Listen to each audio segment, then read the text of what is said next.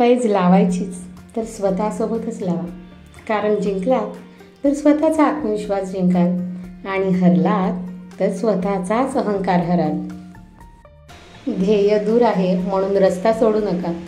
कोणी पाहत नसताना आपले काम जबाबदारीने करणे म्हणजे प्रामाणिकपणा. ज्याच्याजवळ उमेद आहे तो कधीही हरू शकत नाही.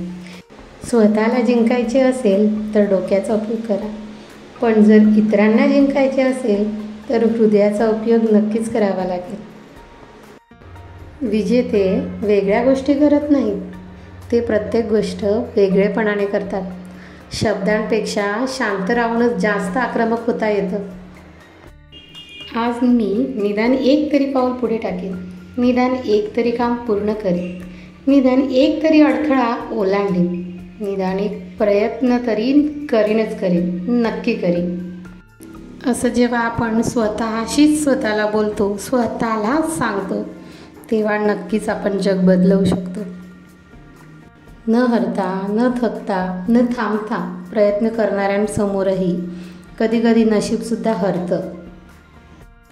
जीवनात चांगल्या माणसांना शोधू नका, स्वतः चांगले व्हा आणि कोणीतरी तुम्हाला शोधत येईल.